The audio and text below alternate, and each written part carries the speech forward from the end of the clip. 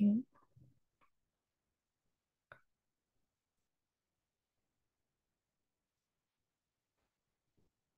Alors, ce qu'on va voir aujourd'hui lors de la masterclass, on va faire une petite introduction de ce qu'est le management de projet. On va découvrir ce qu'est qu'un projet, quelles sont les phases aussi. On a aussi les parties prenantes qu'on retrouve dans un projet, comment je dois communiquer dans un projet, quelles sont les contraintes que je peux rencontrer, quelles sont les approches que je vais utiliser pour mener à bien mon projet, c'est quoi l'agilité et le Scrum. Quels sont les indicateurs de performance et les outils que je peux utiliser lors de mon pilotage de projet et quelles sont les certifications envisageables sur lesquelles je peux aller pour perfectionner ma façon et mon approche en management de projet. Alors, la définition d'un projet, je la prends directement de l'Institut PMI, c'est un institut international qui est connu par la mise en place des guides de management de projet. On va y revenir sur la phase de certification. Alors, un projet, c'est un effort temporaire initié dans le but de fournir un produit ou un service. Le service ou le produit vont être uniques. Donc, les deux points qui sont importants dans un projet, c'est que c'est un effort temporaire, c'est-à-dire qu'il a une date début et une date fin et on le fait dans un but de livrer une solution ou un produit unique. C'est-à-dire, il n'y a pas deux projets qui fonctionnent, qui se déroulent parallèlement, mais qui livrent le même produit. Donc, le résultat est unique. D'accord? Alors, pourquoi je fais un projet? Je vous déroule cette vidéo, je vous laisse découvrir ce que fait les deux dames. Alors, nous avons deux dames qui sont dans un centre commercial. Donc, la première est en train de tester la première poêle. La deuxième aussi la teste à sa manière. Donc, les deux femmes sont en train de tester les poils, chacune a sa façon de faire. Pourquoi? Parce qu'au final, chaque utilisateur ou chaque client recherche une solution à un produit, recherche une solution à son problème. C'est-à-dire que ça ne sert à rien de vendre un produit pour un client et ce produit ne répond pas à mon besoin. D'accord? Donc, chaque client, retenez ça, je n'achète pas la solution si elle ne répond pas à mon besoin. Donc, vous, dans le cadre de votre projet, vous allez livrer une application ou un système ou euh, une solution pour un client, mais cette solution doit répondre à un certain nombre de problèmes. Si ça ne répond pas aux problèmes posés, donc c'est une solution qui ne va pas vraiment servir. Donc, c'est ce qu'il faut retenir. Alors, c'est quoi les phases d'un projet? Donc, quand je commence un projet, je vais partir par plusieurs phases. La première phase, c'est la phase avant projet, c'est-à-dire avant même de commencer le projet, je vais passer de l'idée initiale au projet formalisé. C'est quoi l'idée? C'est quoi le besoin? Je vais aboutir à une décision de maître d'ouvrage et de démarrer ou non le projet. Donc, c'est une réunion qui est faite en interne. On discute, on se dit, si on se lance sur ce projet, quelle va être la valeur ajoutée, quelle est la décision qu'on va prendre, est-ce qu'on va démarrer ou pas, quels sont les avantages et les inconvénients de ce projet. La phase de définition du projet, c'est la mise en place du projet et de l'organisation et des plans de gestion associés. C'est-à-dire que je vais définir mon projet. C'est bon, j'ai dit qu'il faut aller sur le projet. Je définis mon équipe, je définis les plans, je définis le chef de projet et je définis toutes les parties prenantes dans mon projet. Une fois que j'ai défini le projet, je passe à la phase de réalisation. Donc, la phase de réalisation va nous permettre d'élaborer le suivi et l'exécution de toutes les tâches selon le plan que j'ai établi dans la phase 2. Donc, à l'aide des plans élaborés dans la phase de définition, le chef de projet pilote et supervise l'exécution des différentes tâches et gère les demandes de modification. C'est-à-dire quand on est en phase de réalisation, on déroule selon notre plan, mais toujours est-il, le client peut nous proposer des demandes de modification, des demandes de changement. Donc, toutes ces demandes et tout ce besoin est traité dans la phase de réalisation. Une fois que j'ai réalisé mon projet et je l'ai terminé, il y a la phase de clôture, c'est-à-dire livraison et réception du produit. Une fois que j'ai livré, je clôture le projet, on se réunit pour livrer la solution. Ensuite, soit on passe à notre projet, soit on clôture toutes les phases du projet. Alors, on a lancé le projet, on a défini c'est quoi ses objectifs, on a organisé, préparé nos plans de management. Quelles sont les parties prenantes? Les parties prenantes sont les personnes qui vont intervenir dans le projet. Alors, elles peuvent jouer plusieurs rôles et elles peuvent être soit des individus, soit des organisations. Alors, qu'est-ce qu'on appelle un maître d'ouvrage? Le maître d'ouvrage, c'est la personne physique ou morale qui est responsable de la définition des objectifs du projet. Maintenant, il y a le maître d'ouvrage, c'est le client. C'est lui qui définit c'est quoi les objectifs de son projet et qu'est-ce qu'il veut avoir à l'issue de ce projet. Le maître d'œuvre, c'est la personne physique ou morale qui est chargée de la réalisation du projet. Le maître d'œuvre, c'est vous, les intégrateurs, c'est vous, les prestataires, c'est vous qui êtes considérés comme maître d'œuvre. L'équipe projet, c'est toutes les personnes qui sont responsables de réaliser les travaux du projet. Donc, on peut avoir les développeurs, les designers, les architectes, etc. Toutes les personnes qui vont intervenir dans la réalisation des tâches, on les appelle équipe projet. Donc, les parties prenantes, c'est le client, maître d'ouvrage, l'intégrateur ou le fournisseur, c'est le maître d'œuvre et l'équipe projet. Comment je peux communiquer dans un projet? Alors, la communication, c'est le volet qui est le plus important dans la gestion de projet. Il consomme 90% du temps du chef de projet. Je vais vous illustrer cette communication par deux images. Alors, vous allez être face à des clients qui vont vous proposer qui vont vous exprimer un besoin de la manière suivante. Alors, là, c'est le client qui discute, c'est le fournisseur qui pose des questions au client. Alors, le fournisseur dit qui on est, les clients, il dit qu'il est le client, d'accord? Qu'est-ce qu'on veut? Maintenant, c'est le client qui parle au client. C'est entre eux. Qu'est-ce qu'on veut? On n'en sait rien. Donc, vous pouvez être face à un client qui veut quelque chose, mais qui ne sait pas l'exprimer. Quand est-ce qu'on le veut? Hier. Donc, c'est possible que le client veuille un changement, veuille un besoin, mais que vous n'arrivez pas à livrer sur le champ, donc il le veut maintenant. Combien on est prêt à payer? Rien. Donc, vous pouvez être face à un client qui exprime un besoin 1, 2, 3, 4, mais qui n'est pas prêt à payer pour tous ses besoins. Donc, c'est des situations qui arrivent. Donc, ça, c'est une situation 1.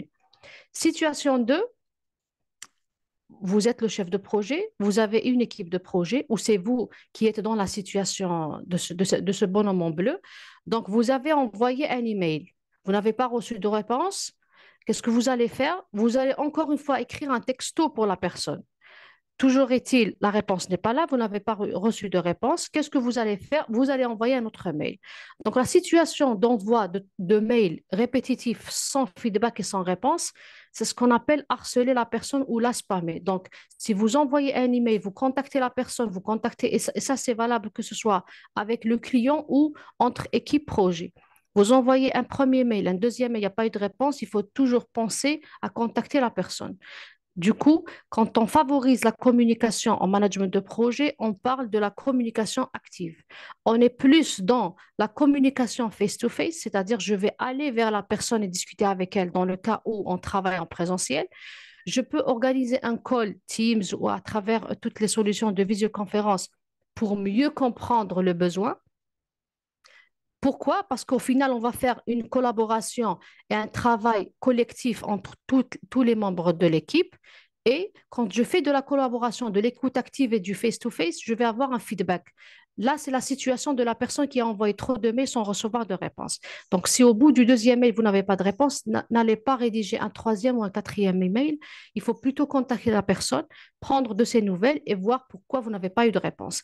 Et le fait d'avoir des feedbacks va vous permettre d'améliorer votre façon de faire et de corriger ce qu'il y a de corriger et ne pas attendre jusqu'à la fin. Donc, retenez que la communication, c'est le volet qui va consommer le plus de temps pour un chef de projet. Quelles sont les contraintes d'un projet? Donc, dans un projet, il y a plusieurs contraintes. Donc, quand on est en management de projet, dites-vous bien que le chef de projet, c'est un aiguilleur, c'est un pilote. Donc, il va essayer de trouver un équilibre entre les différentes contraintes qu'il va rencontrer et tous les différents problèmes qu'il va rencontrer. Les principales contraintes sont le coût. Donc, il ne faut pas dépasser le budget alloué. Il ne faut pas dépasser le délai qui est la date d'échéance. Il ne faut pas aussi livrer une solution qui n'est pas de qualité. Parce que ça ne sert à rien de respecter le délai et le budget et livrer une solution qui ne va pas être utilisable et exploitable par le client. Donc, la qualité, c'est un point sur lequel on doit se concentrer. Et comme c'est un volet qui est important dans le management de projet, j'ai consacré une slide pour ça. Alors, la contrainte qualité. La qualité selon la norme ISO 9001, c'est un ensemble de caractères ou propriétés qui font que l'objet corresponde bien ou mal à sa nature. Donc, ce qui est attendu par le produit, c'est ce qu'on appelle la qualité. Selon la norme ISO 9001, on a deux éléments principaux qui nous permettent d'évaluer la qualité de l'organisation. C'est sa façon de produire un service ou une solution de façon régulière et la satisfaction de ses clients. Donc, la société ou l'organisme, il est tout le temps présent sur le marché, donc il y a une production de façon régulière et aussi la satisfaction du client. Et là, on parle de la qualité. Et c'est quoi la non-qualité? Alors, pour parler de la non-qualité, il y a plusieurs projets qui sont livrés à temps et dans les budgets, mais qui ne sont pas de qualité. Là, je vais vous mettre un exemple qu'on a tous vécu par rapport à la non-qualité. Donc, c'est ce que IBM, c'est IBM System Science Institute, il parle de la qualité comme quoi le coût de rectification d'une erreur détectée après la mise sur le marché est 2 à 5 fois supérieur à celui d'une erreur repérée pendant la conception. C'est-à-dire, quand vous livrez une solution qui a plusieurs bugs, elle est mise en service, le coût de sa réparation et de sa correction va vous coûter plus cher que lorsque vous corrigez les bugs et les problèmes pendant la conception et le développement de la solution. Donc, cela veut dire que la qualité est un aspect très important quand on est en phase projet, en phase de développement d'une solution.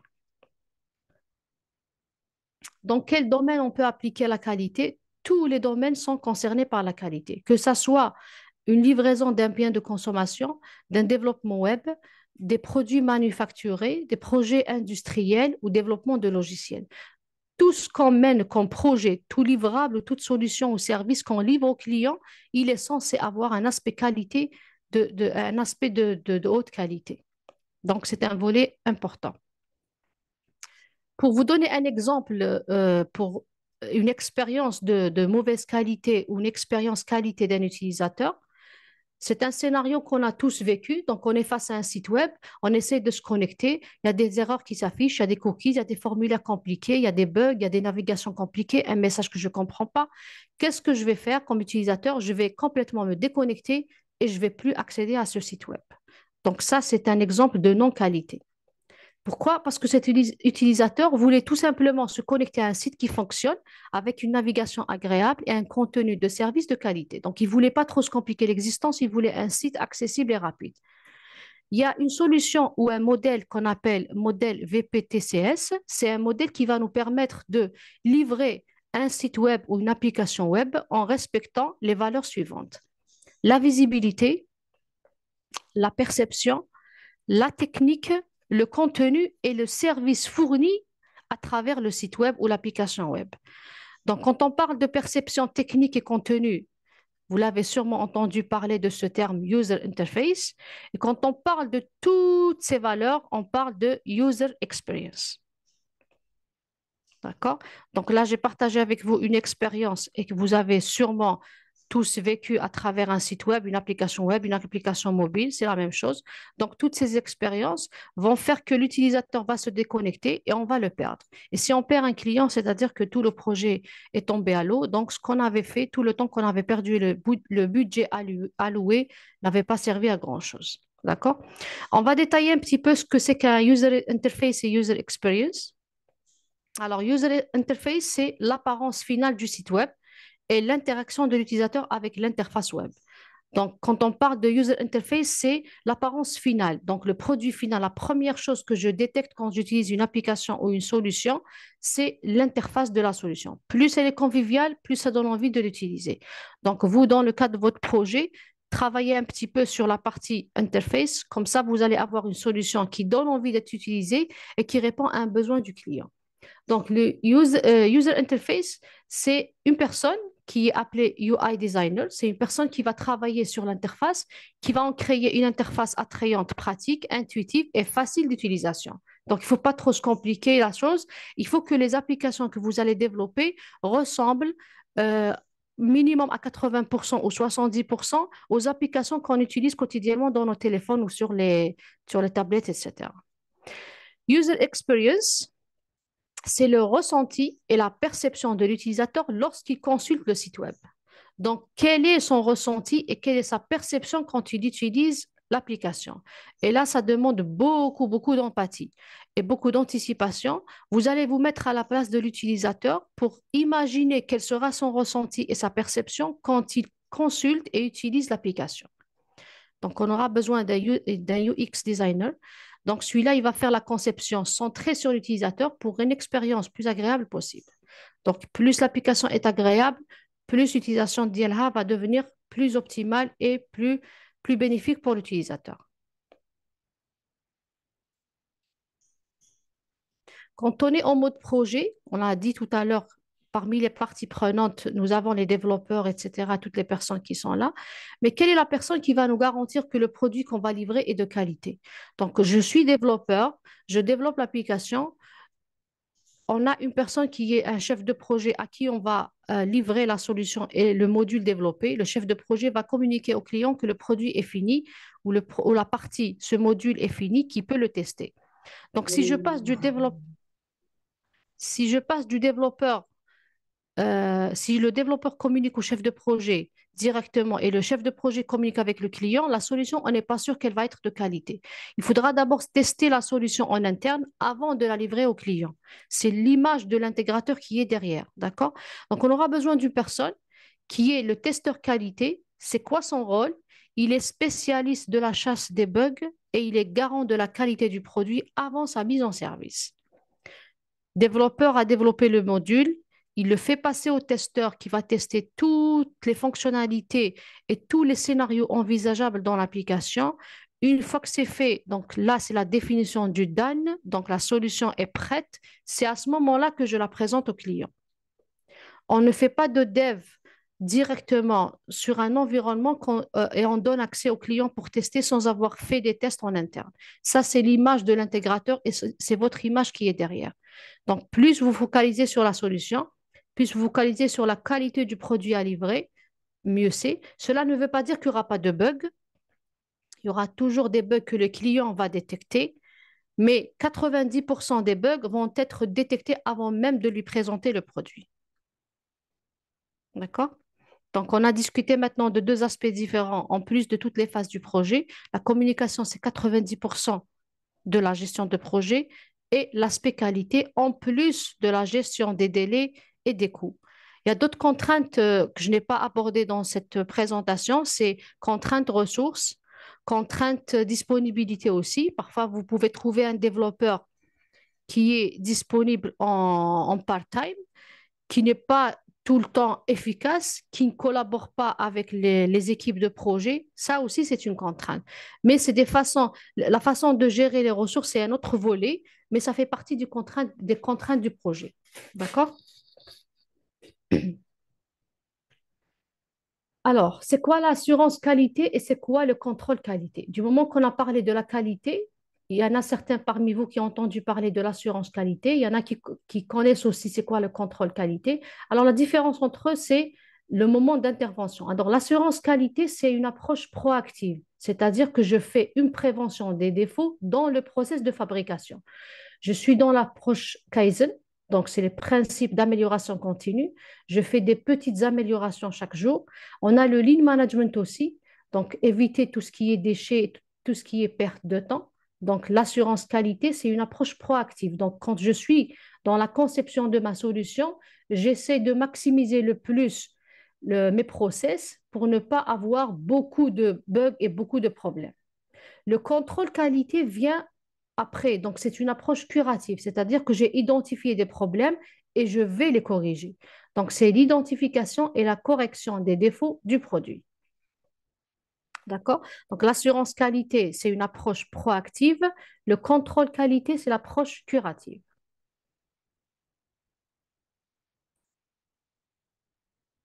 Maintenant qu'on a parlé de généralité sur le management de projet, communication partie prenante et les contraintes, quelles sont les approches que je peux avoir en management de projet? Alors, il y a trois façons de gérer un projet. Nous avons l'approche prédictive, l'approche adaptative et l'approche hybride. Alors, l'approche prédictive, c'est une étape. Je vais commencer à déployer, à développer mon application. Je passe d'une étape à une autre, mais je ne peux pas passer à l'étape N+1 sans avoir fini l'étape N. Donc, dès qu'une étape du projet est terminée, l'équipe passe à l'étape suivante. Donc, je ne peux pas passer d'une étape à une autre sans avoir clôturé l'étape précédente. Ça, c'est le prédictif. L'approche adaptative, c'est une approche qui nous permet de diviser le projet en périodes courtes et itératives. Et ce qui est le plus par rapport à cette méthode, c'est l'accueil positif des demandes de changement. Donc, je suis dans l'adaptative. L'hybride, comme son nom l'indique, c'est une association entre l'approche prédictive et l'approche adaptative. Donc, c'est une association de la souplesse de l'approche adaptative et l'approche prédictive. D'accord? Alors, on va dérouler ce qu'est l'approche prédictive, mais dites-moi en commentaire, est-ce que je peux aller avec ce rythme ou je change de rythme? Je ne sais pas, est-ce que vous arrivez à me suivre, surtout par rapport aux personnes qui viennent d'arriver. Sofiane, tu es là? Est-ce que le rythme vous convient? Je veux bien avoir votre retour maintenant pour détailler ce qu'est que l'approche prédictive.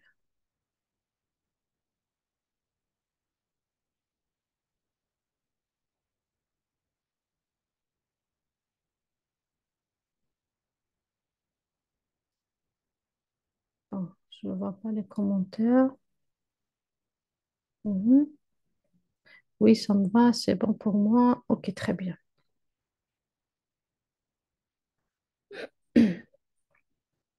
Alors, l'approche prédictive, c'est une approche qui va utiliser les données existantes, les estimations et les faits présents et passés, ou encore des hypothèses pour prédire les résultats futurs. Donc, prédictive, maintenant, je prépare le tout avant de me lancer sur le projet. Je me base sur les données existantes, je me base sur les estimations que je fais, je me base sur des faits présents et passés, donc l'historique des projets passés, et ou encore je peux faire des hypothèses pour prédire les résultats futurs. Le périmètre et le produit à livrer sont clairement définis. Donc, dans le prédictif, on connaît déjà le produit, on connaît ce qui est attendu du produit, donc le scope est clair. Le budget et le planning de réalisation sont basés sur le périmètre, c'est-à-dire que je prépare le tout avant de me lancer sur le projet. Donc, dans l'approche prédictive, on peut trouver la méthode en cascade qu'on appelle aussi waterfall. Donc, je prends les exigences, je fais mon design, je fais mon implémentation, je teste la maintenance et je livre. Ça, c'est le waterfall. Pourquoi on l'appelle waterfall? C'est comme un jet d'eau. Donc, je passe d'une étape à une autre et je ne peux plus revenir à l'étape précédente. Et le fait de revenir à une étape précédente va me coûter très, très cher sur le plan temps et coût.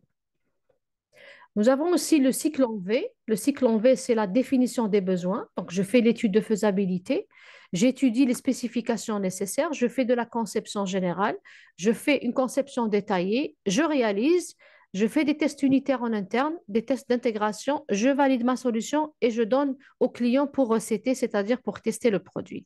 Donc, le cycle en V ou là, en cascade. Donc, ça, c'est l'approche prédictive. Donc, tout est prédit à l'avance. L'approche adaptative, c'est l'approche qu'on appelle aussi approche agile. Alors, l'agilité, c'est quoi? L'agilité repose sur trois piliers. C'est la transparence, l'inspection et l'adaptation. Ces trois piliers ont été conceptualisés en 2001 par des développeurs d'applications IT, c'est-à-dire que l'agilité a trouvé déjà, on a commencé à l'utiliser dans les projets IT. Mais cela ne veut pas dire qu'elle est appliquée uniquement dans l'IT, mais on peut l'utiliser dans différents domaines, même dans les ressources humaines, on peut l'appliquer. Donc, elle a été conceptualisée en 2001 par des développeurs IT. Alors, les développeurs IT ont créé un manifeste, un guide agile qu'on appelle manifeste agile, donc qui repose sur 4 valeurs et 12 principes. Dans l'agilité, on peut trouver différentes méthodes et pratiques. Donc, il y a le Scrum, il y a le Test Driven Development, il y a le XP, Extreme Programming, pour les personnes qui font de la programmation. Donc, c'est une façon de développer d'une façon entre binômes. c'est-à-dire je développe, je fais passer un deuxième développeur, il fait le check et on avance. Le Kanban aussi et le Feature Driven Development, c'est-à-dire je vais développer par fonctionnalité. Alors, on va développer quelles sont les quatre valeurs de l'agilité et quels sont ces 12 principes. Les quatre valeurs de l'agilité, donc la première valeur, les individus et leur interaction plus que les process et les outils. Quand on parle d'individus et interaction plus que les process et les outils, cela ne veut pas dire que je ne vais pas créer de process et d'outils, mais je vais beaucoup plus me concentrer sur les individus et leur interaction. Et là, on revient au point de la communication dont on a parlé tout à l'heure. D'accord? Le fait d'envoyer un email et de ne pas recevoir de réponse ne veut pas dire que la personne n'a pas tenu compte de votre mail, mais il faut aller vers la personne, il faut interagir avec elle. Prendre un appel, chercher où elle est la personne, qu'est-ce qu'elle a comme difficulté, etc. Le deuxième point, c'est la collaboration, donc, qui est toujours liée au point 1, plus que la négociation contractuelle. J'ai un contrat avec un fournisseur, j'ai un contrat avec un client. C'est vrai qu'on a signé un contrat entre les deux personnes. Cela ne veut pas dire qu'on ne va pas collaborer ensemble. On ne va pas parler uniquement que de contrat, mais on va essayer toujours de trouver des terrains d'entente. Donc, le point, quand est-ce qu'il est important? C'est lorsqu'on a un conflit ou un problème avec le client ou avec un fournisseur. Quand on signe un contrat, c'est un engagement mutuel entre les deux parties prenantes, mais cela ne veut pas dire qu'on ne va pas aller vers la résolution de problèmes. Donc, on est plus dans la collaboration plus que la négociation contractuelle. Donc là, c'est les deux premières valeurs. Troisième valeur, l'adaptation au changement plus que le suivi d'un plan. Donc, contrairement à la méthode prédictive, à l'approche prédictive, donc tout était tracé en amont. C'est-à-dire que j'ai déjà commencé à planifier, j'ai déjà préparé toute ma documentation avant même de me lancer sur le projet. Par contre, quand on est dans l'approche adaptative, on va s'adapter au changement. Je suis face à un client qui a demandé une demande de changement, une demande d'amélioration. Je ne peux pas lui dire que c'est bon, j'ai commencé à développer, je ne peux pas revenir en arrière. Quand on est au mode agile et dans une approche adaptative, je dois m'adapter au changement du client. Alors, au lieu de rejeter le changement, au lieu de rejeter la demande, je prends le temps de comprendre le besoin, de le discuter avec l'équipe projet et de voir son impact sur la conception actuelle. Quand j'ai toutes ces informations, rien ne m'empêche d'aller vers le client et lui expliquer pourquoi je prends ou je ne prends pas le changement. Donc, on revient toujours au point de communication et le point d'interaction et la collaboration avec les parties prenantes. La quatrième valeur, c'est les logiciels opérationnels plus que la documentation exhaustive. Donc, ça ne sert à rien de livrer au client le document de conception, le document de déploiement, le document de formation, sans pour autant lui livrer une solution qui est opérationnelle. Donc là, on revient au volet qualité, c'est-à-dire que je livre une solution de qualité qui est opérationnelle. Je reviens aussi aux solutions et à l'interaction avec mon client. Donc, ça ne sert à rien de le saturer avec de la doc, mais au final, la solution n'est pas fonctionnelle. Donc là, on a fait le tour des quatre valeurs. Quels sont les principes de l'agilité? Donc, quand on est en mode adaptatif, on a les quatre valeurs et les 12 principes. Les 12 principes, c'est un détail des quatre valeurs. Donc, je vais créer et livrer de la valeur. Donc, ça revient à dire que je vais livrer une solution qui est fonctionnelle. Je vais privilégier la simplicité. N'allons pas vers des solutions qui sont complexes alors qu'on peut faire simple. Je vais assister et faire confiance et motiver les équipes. Donc, quand on est en mode adaptatif, on travaille en se basant sur les trois piliers de l'agilité qui est la transparence. D'accord? On va travailler avec des équipes auto-organisées.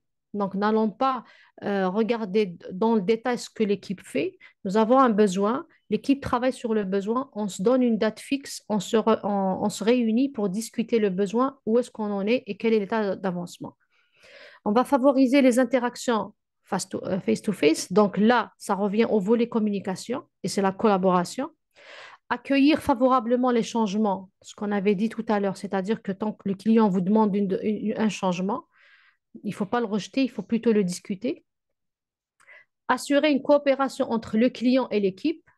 Donc, c'est la communication et la collaboration. Le rythme de développement soutenable et cohérent. On se fixe des dates de livraison, on reste sur ces dates. Si on n'a pas avancé, si on n'a pas pu livrer ce qui était prévu, on va travailler en toute transparence. Le client doit savoir qu'on n'a pas fait le travail ou les points qui ont été demandés. Pourquoi on ne les a pas fait, on peut toujours argumenter. On va livrer fréquemment une version opérationnelle du produit. Donc, quand on est en mode agile, je ne vais pas livrer une solution finale complète au client, mais je vais lui livrer progressivement une solution qui est fonctionnelle. Donc, je peux prendre une fonctionnalité, je la développe, je la teste en interne, je la livre au client. Le client la teste, elle est opérationnelle, c'est bon. Donc, la première feature, elle est déjà opérationnelle. Je passe à la deuxième, etc. Donc, je vais livrer par incrément. Ce qui veut dire qu'au final, je vais avoir un logiciel fonctionnel et je fais beaucoup attention à l'excellence technique, c'est-à-dire que mon équipe de développement, par exemple, va être toujours amenée à être formée à suivre des cursus de mentoring ou de formation pour toujours monter en compétences. Alors, si on fait tous ces points, alors certainement on est dans une réflexion régulière sur la manière de devenir le plus efficace possible.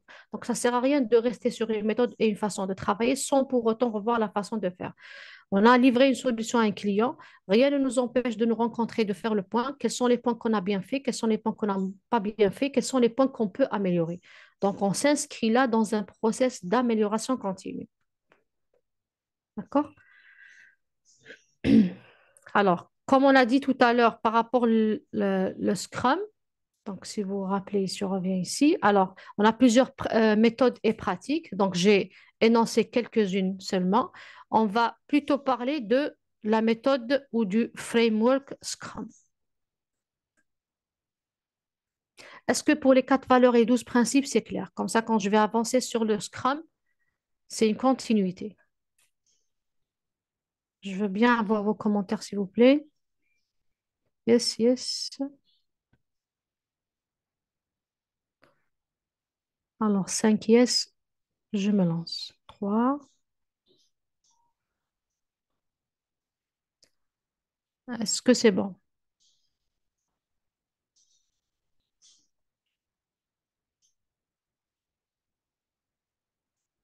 Alors, le framework Scrum,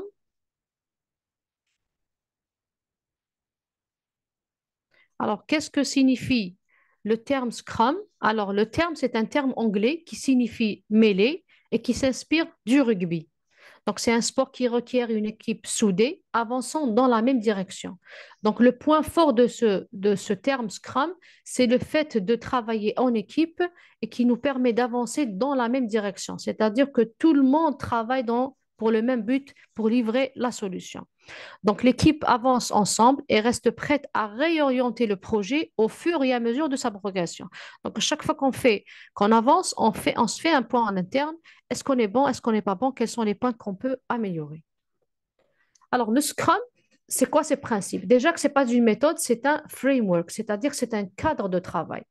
Il est basé sur trois piliers. Alors, on a une équipe auto-organisée. Donc, c'est une équipe qui travaille auto-organisée entre elles.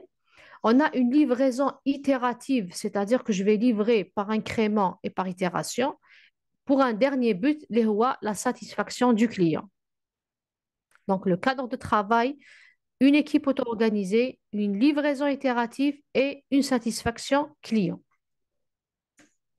Quels sont les principaux rôles dans Scrum? Alors, les 3 rôles qu'on retrouve dans Scrum, on a le Product Owner. Alors, le Product Owner, c'est lui qui a la vision du produit et une bonne traduction des attentes. Donc, vous pouvez être face au product owner directement, c'est-à-dire que c'est le client direct, comme je peux, moi, je suis la cliente, désigner une personne qui va parler à mon nom. Donc, c'est lui qui va parler du projet et de mes attentes. Donc, c'est ce qu'on appelle the voice of the customer ou le product owner. Le Scrum Master, donc par rapport au chef de projet, la différence entre le Scrum Master et le chef de projet, il est le pilote de tout le projet. Le Scrum Master, c'est une personne qui va accompagner l'équipe dans l'application de Scrum et la gestion des difficultés. Donc, il porte une casquette de personne qui va vérifier et de s'assurer que le cadre de travail Scrum est bien respecté dans l'équipe. Et il va jouer un deuxième rôle qui est un plus par rapport au chef de projet, c'est le servant leader. Le servant leader, c'est-à-dire que c'est une personne qui va être au service de l'équipe. Il ne fait pas que le pilotage du projet, mais il est au service de l'équipe. Service de l'équipe veut dire beaucoup de choses. Alors, vous êtes là pour débloquer les problèmes signalés par l'équipe projet. Vous pouvez même aller jusqu'au bout, imprimer des documents pour l'équipe. vous pouvez organiser et préparer des salles de réunion pour votre équipe. Donc, le but au final, c'est de vous assurer que votre équipe travaille dans de bonnes conditions pour pouvoir livrer la solution. Donc, vous êtes au service de l'équipe. Et puis, vous avez l'équipe projet. Donc, c'est une équipe pluridisciplinaire. Vous avez le développeur, l'architecte, le designer et les testeurs. Donc, dans le framework Scrum, on a trois rôles, le product owner, le Scrum Master et l'équipe projet. Les artefacts dans Scrum. Qu'est-ce qu'on appelle artefact? C'est le travail qu'on va faire de manière générale lors du sprint. D'accord? Donc, on peut compter trois. Le product owner, le product backlog, alors, contrairement au cahier des charges, donc quand on se lance dans un projet de manière prédictive, on élabore un cahier des charges. C'est dans le cahier des charges que je vais dire, moi, en tant que cliente, je veux tel produit avec telle solution, avec tel objectif, etc.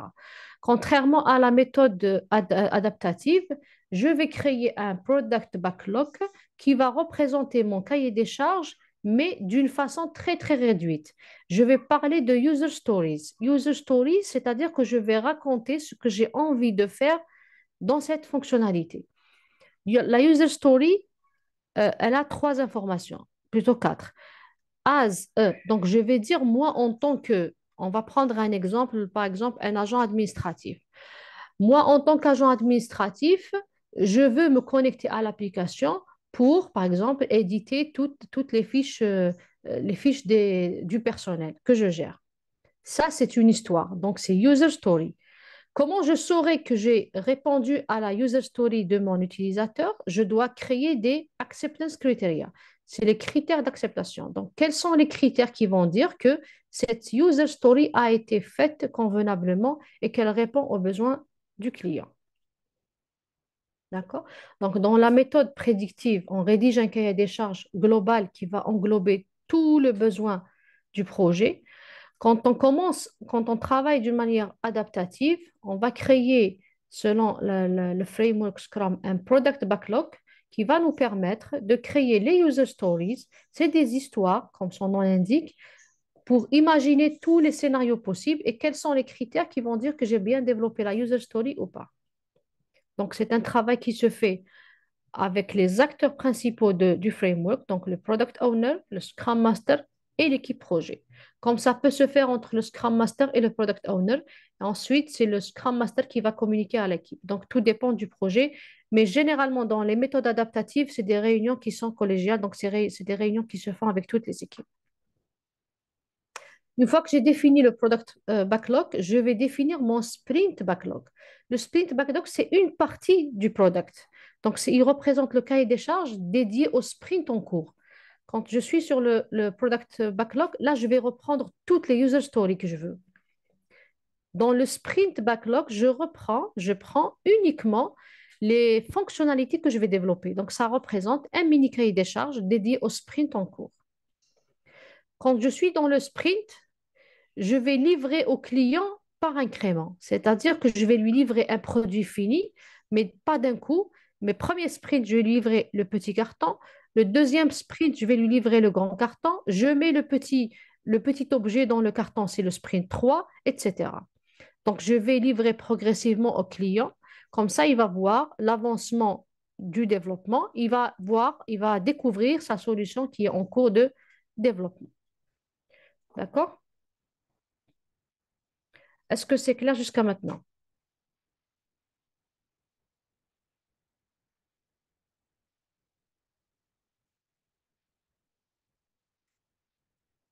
Ok.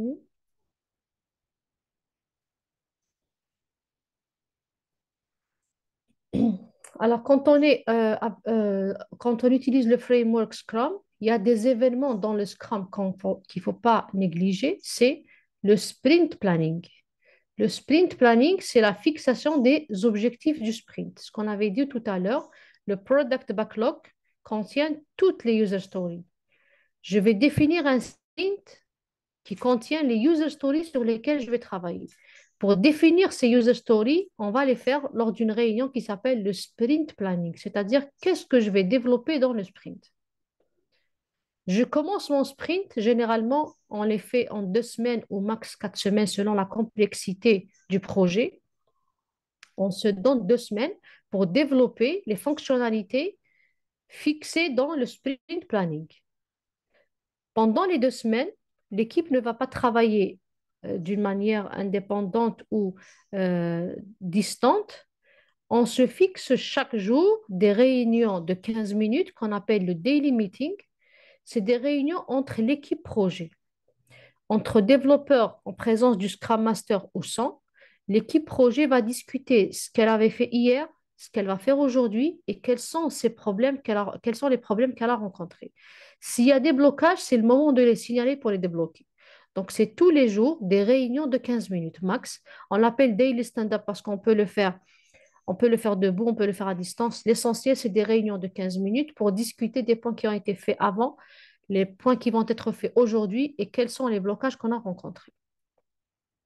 S'il n'y a pas de blocage en avance, s'il y a des blocages, on les remonte au product owner, on les remonte au Scrum Master, on les remonte au top management selon la complexité du problème remonté. S'il y a pas de problème, on a avancé dans le dev. Une fois qu'on aura fini le sprint de 4 semaines ou de 2 semaines, on va présenter la solution au client. Donc, c'est ce qu'on appelle le sprint review. Donc, c'est une présentation des fonctionnalités développées au cours du sprint. Le sprint review, voilà, donc on va présenter la fonctionnalité. Une fois qu'on a présenté la fonctionnalité, on va encore une fois programmer un nouveau planning, un nouveau sprint planning pour définir les objectifs du sprint suivant. Mais avant de faire cette étape, il est bien d'organiser une réunion rétrospective. C'est l'identification des axes d'amélioration. C'est ce que j'avais dit tout à l'heure. C'est bien d'avancer dans le développement d'un projet ou la livraison d'une solution, mais c'est bien de se donner le temps de faire un petit point en interne. Quels sont les points qu'on a bien fait? Quels sont les points qu'on peut améliorer? Est-ce qu'on est bon? Est-ce que l'approche est correcte ou pas? Quels sont les points qu'on peut améliorer? Donc, c'est une réunion rétrospective qui peut se faire en interne pour améliorer notre process de développement. Mais après, la méthode est la même. Donc, vous avez un sprint planning, vous commencez votre sprint, vous avez des réunions de 15 minutes chaque jour. Une fois que la solution est, l'itération est terminée, l'itération de 4 semaines ou de 2 semaines, vous faites une présentation au client et vous faites entre vous une rétrospective. D'accord? Bon.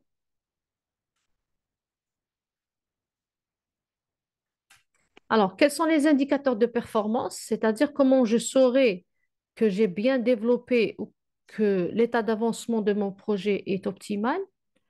Il y a des indicateurs qui vont nous permettre de mesurer ça. Il est basé sur l'effort d'une équipe. Donc, quand on parle d'une méthode adaptative, quand on est en mode agile, on ne parle plus de personnes, mais on parle d'équipe. C'est-à-dire qu'on va mesurer le succès du développement en mesurant l'effort de l'équipe. Si le produit échoue, l'équipe échoue, ainsi que tous les membres de son équipe. Donc, on ne parle pas d'individus, on parle de l'équipe. Les indicateurs de performance agile mesurent la progression du projet et se concentrent sur la façon dont le travail est effectué. Donc, on insiste encore une fois, on ne parle pas d'une personne, mais on se concentre sur la façon dont le travail est effectué. Quels sont les indicateurs qu'on utilise généralement? On a la vélocité, donc c'est le nombre de user stories accomplis dans un sprint. Le burn down chart, c'est le nombre de user stories restant avant la fin d'un sprint.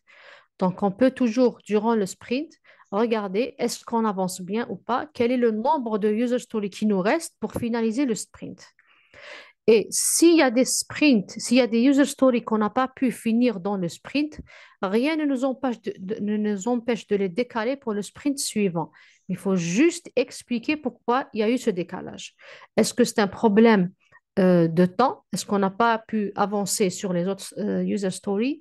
Est-ce qu'on a besoin de plus d'informations? Est-ce qu'on a supprimé cette user story? C'est pour ça qu'on revient toujours au pilier de l'agilité, c'est la transparence. Donc, si je décale une user story, je dois expliquer pourquoi j'ai fait ça.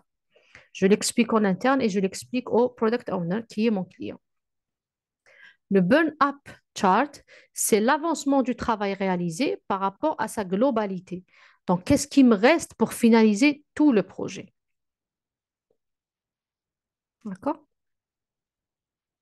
Il y a des outils qu'on peut utiliser dans le management de projet. Donc, on peut utiliser MS Project, qui est un outil de Microsoft déjà connu. On peut utiliser Jira, Trello, Confluence. Toutes ces solutions se basent sur un tableau Kanban qui nous permet de voir en tant qu'équipe agile, de tirer parti de la flexibilité et visualiser les workflows, limiter le nombre de tâches et accroître l'efficacité. Donc, quand on est sur un tableau Kanban, on peut visualiser les tâches qui sont à faire, les tâches qui sont en cours, les tâches qui sont faites et qu'est-ce qu'on peut livrer au client. Donc, je peux ne pas déranger mon équipe, je peux regarder à travers le tableau Kanban, je peux savoir sur quel ticket ou sur quel user story l'équipe de dev est en train de travailler. D'accord? Là, c'est une façon d'organiser le travail.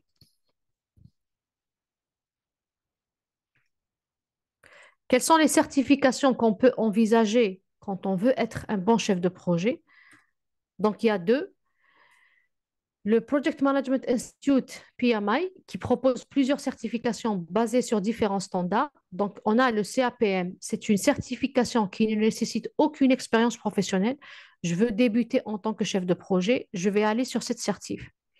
Par contre, quand on veut aller sur la certif PMP, c'est une formation de 35 heures minimum et minimum 3 ans d'expérience en management de projet. Donc, il faut avoir déjà piloté des projets pour pouvoir s'inscrire à la formation PMP, à la certif PMP.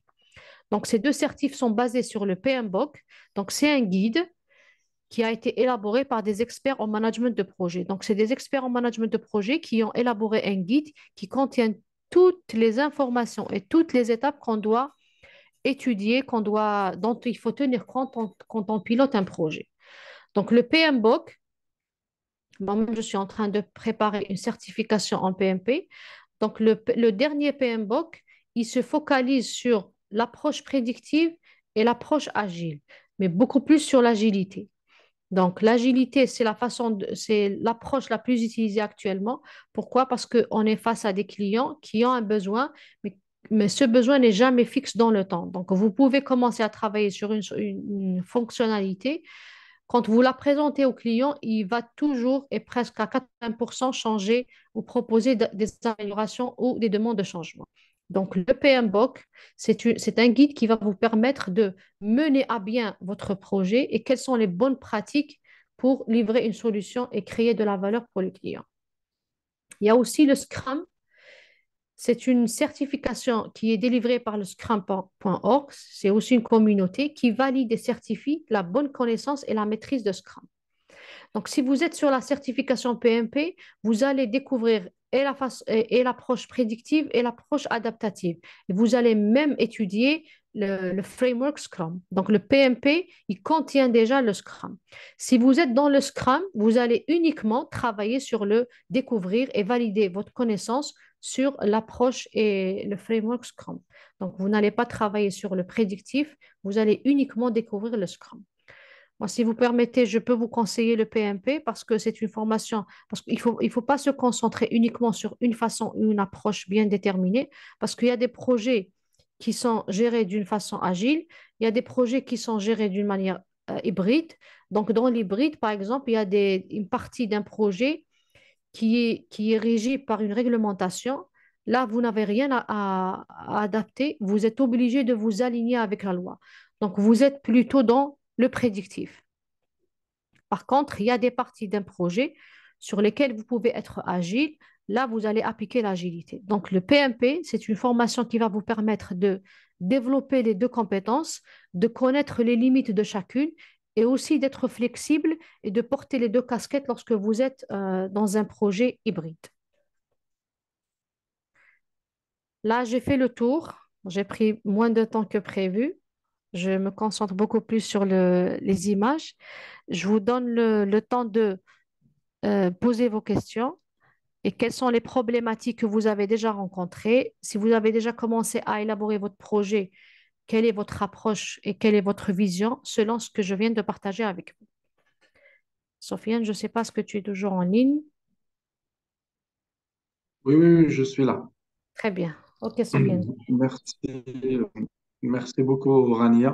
Nice. Je pense que c'était assez large et tu as un peu couvert les différents aspects du project management. Alors, je sais que l'équipe des participants, il y en a des plus ou moins qui ont de l'expérience professionnelle, il y en a d'autres qui viennent de finir leurs études. Donc, je suis je pense qu'on aura des questions dans ce sens. Alors, Oui. déjà, est-ce qu'on a des questions par rapport à... Donc, vous avez compris, juste pour revenir sur ce que disait Rania, elle a abordé l'approche aujourd'hui agile à travers Scrum, etc., qui est plus connue dans le monde du développement de solutions web, enfin de solutions informatiques en général. Mais n'empêche qu'on peut l'utiliser dans d'autres secteurs d'activité. Maintenant, c'est pas uniquement réservé aux gens qui font du développement. On peut être agile, on peut appliquer du Scrum dans d'autres secteurs. C'est pas uniquement réservé. Ça a peut-être un développement informatique en général, mais ça a été après étendu à d'autres secteurs d'activité. Donc, je sais pas, est-ce que c'est clair pour vous plus ou moins ce que disait Msbah Rania? Est-ce qu'on a des questions à nos participants? Alors,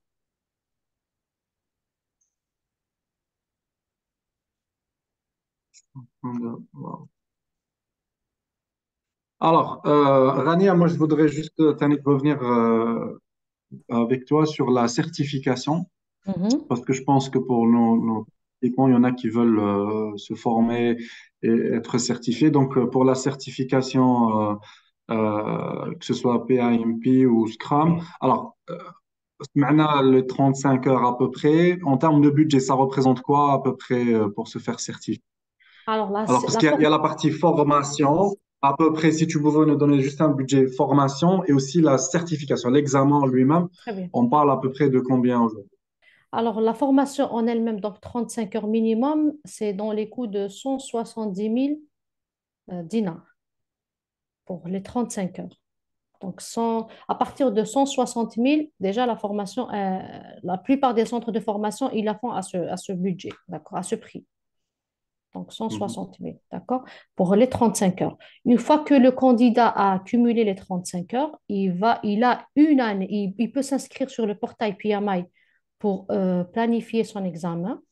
Donc, le paiement de l'examen se fait directement vers le centre vers l'Institut PMI. Donc, je vais pas payer le formateur, mais je vais payer le PMI directement. Donc, c'est un paiement en ligne.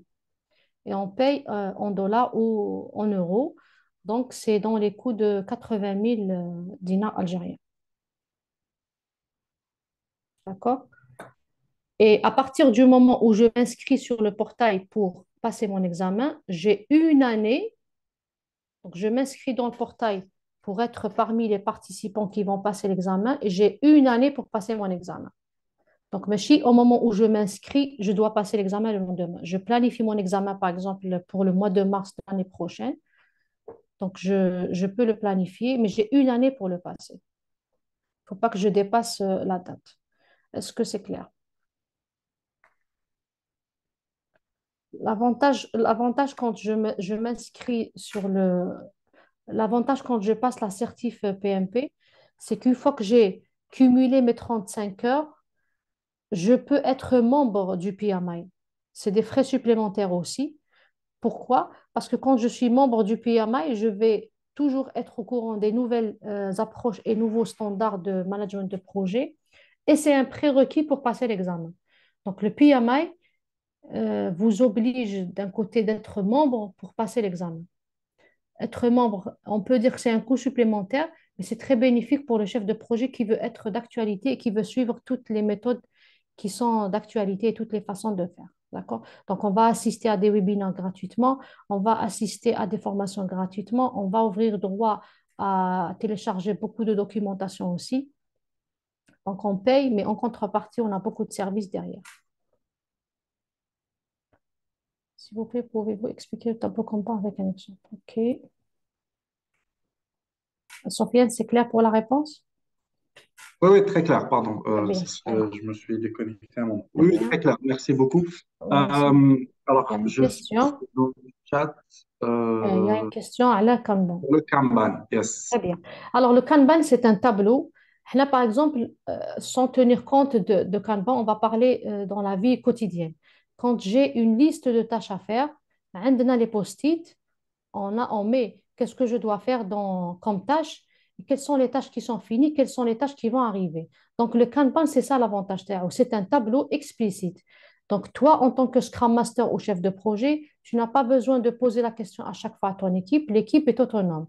Elle prend un ticket qui est la liste à faire. Elle prend un ticket, elle le met en cours. Donc, je saurai que le ticket est en cours. Une fois que le ticket est clôturé, il a fini, il va le mettre sur terminé. Une fois qu'il est terminé, c'est le rôle du testeur qui va venir. Donc, c'est le testeur qui va tester le ticket qui est résolu ou la user story qui a été faite. Donc, le Kanban, c'est un tableau de bord. Il va te permettre de visualiser les tâches selon leur statut. À faire, en cours, fait, ensuite terminé. Le terminé, c'est le testeur qui va commencer à tester la fonctionnalité. D'accord? Alors, Alors, Hanan, pour appuyer juste chez Paul Rania, très bien. sur le Kanban, donc vous avez compris que c'est une méthode assez simpliste de gérer les tâches et de répartir les tâches. Alors, des outils qui mettent Trello sont très bien pour faire ça, hein. Donc, Oui, ceux qui ont l'habitude éventuellement d'utiliser ça, alors je pourrais vous partager, par exemple, un de nos Trello en interne, Naya. Alors, ce que vous allez voir. Je vais partager mon écran معكم. Hop, on revient. Hop, voilà. Yes. Euh, alors, je ne sais pas si vous arrivez à voir mon écran. oui. Ouais. Ah, Ok, très bien. alors vous voyez, par exemple, nous, comment on s'organise? On s'organise sur des logiques de sprint, qui est contrôle RANIA. En gros, pour vous simplifier, un sprint, c'est ce qu'on fait cette semaine, hein.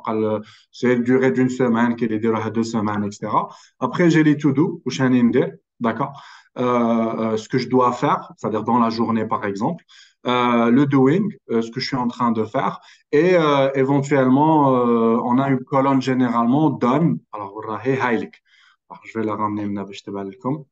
Voilà à peu près les colonnes, les kainènes, hein. Donc, en gros, vous voyez qu'on a trois types de colonnes. Ce que je dois faire cette semaine, ce que j'ai à faire aujourd'hui, to do, doing et éventuellement done. OK? Très bien. Alors, je vais, par exemple, et ce qui est bien aussi dans toute la logique Kanban aussi, c'est que vous avez toute la logique après pour optimiser avec du Trello, etc. C'est que vous pouvez mettre des dates, vous pouvez mettre assigner des tâches, etc., etc. Donc, généralement, on peut même créer de nouvelles euh, colonnes en disant, ben, j'ai du to-do, j'ai du doing, j'ai du blockers, des trucs sur lesquels je suis bloqué. Ben, je peux les mettre ici en disant, les cas, je suis bloqué sur cette tâche, voilà. Donc, c'est juste pour vous donner des idées. Après, on peut, vous voyez, par exemple, là, en interne, on organise par différents projets ou par différents services. Par exemple, on a l'engineering, عندهم les tableaux تاعهم, les RH عندهم تاعهم, les gens qui font du design عندهم le tableau, le Kanban تاعهم, le Trello تاعو, etc., etc. Donc, ce n'est que des outils pour vous permettre, un, qui m'a de répartir les tâches, hein, et deux, de donner de la visibilité à tout le monde et surtout de ne plus vous imaginez, parce que tout l'intérêt de ces outils, c'est qu'ils تكبروا les équipes. Moi, je donne très souvent l'exemple كما كانت تقول مقبل غانية تاع باش ما تبقاش تسقسي à chaque fois واش راك داير وراك لاحق etc. Vous imaginez que si vous avez une équipe, allez, disons de 20 personnes يخدموا معاك تحب تعرف كاع واش راهم يديروا اليوم. Si tu devais les appeler بالواحد الو صباح الخير واش وراك لاحق كل يوم entre واش راك سافا واش لحقت البيرو مازال etc. T'en as 3 minutes 3 fois 20 60 donc ساعة tu vas la passer juste وانت تعيط les équipes باش باك تسقسيهم وراكم لاحقين. Donc c'est des choses comme ça parfois à petite échelle c'est pas très clair l'intérêt de ces outils mais drone غير تبدا تكبر شويه l'équipe ما تحسوا لها تاع الصح et Oui. ça devient très très important d'avoir des outils comme ça qui vous permettent de gérer ce genre Et d'application. parfois, et parfois, Sofiane aussi, je complète ce que tu dis, parfois c'est dérangeant pour l'équipe aussi. Une équipe qui est en cours de développement, تعيط l'autre lot, est-ce que tu as avancé? Ça va le perturber, alors qu'il est concentré sur sa fonctionnalité.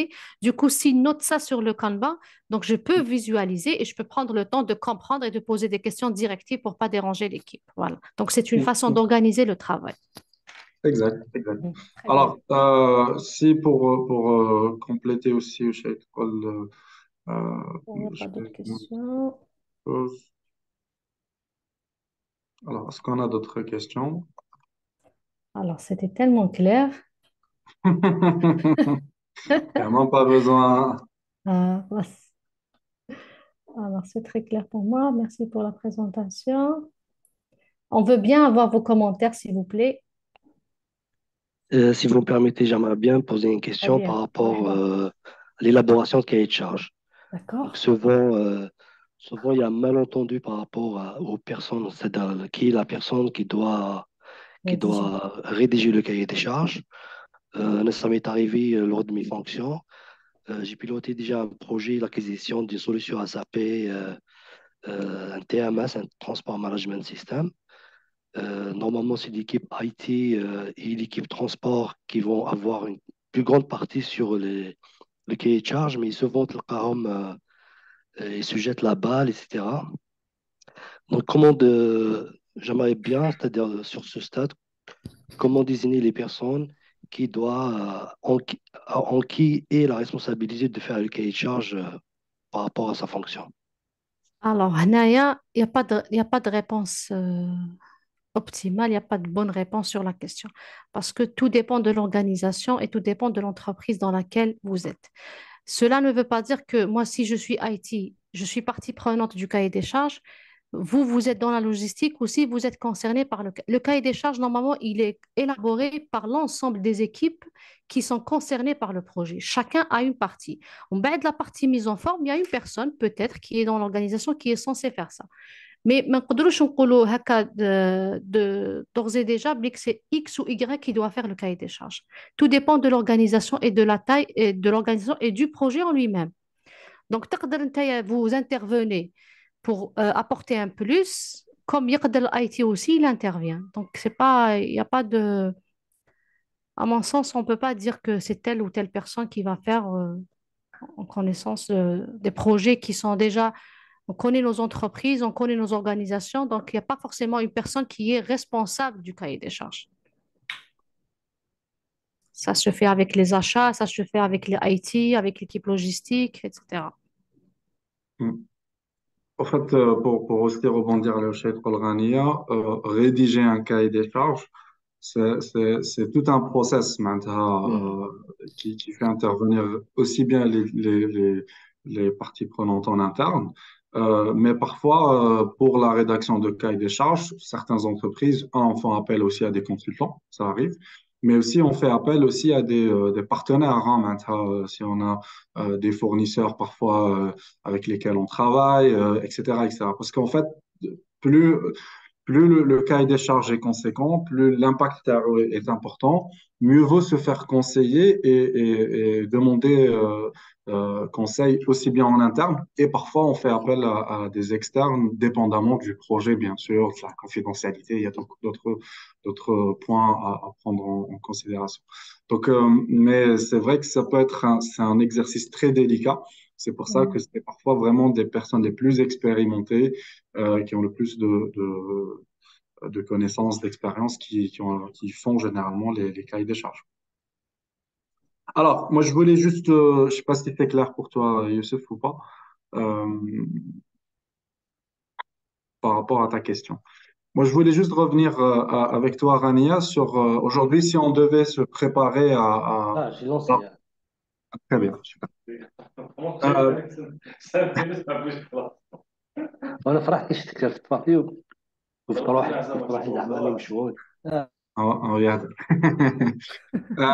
Donc, je disais, Rania, juste, moi, je voulais savoir déjà, c'est quoi l'intérêt, selon toi, de se faire aujourd'hui certifier en PMP ou Scrum ou autre certification Project Management, aussi bien d'un point de vue compétence, mais surtout sur l'impact sur une carrière, parce qu'aujourd'hui, on a beaucoup de jeunes porteurs de projets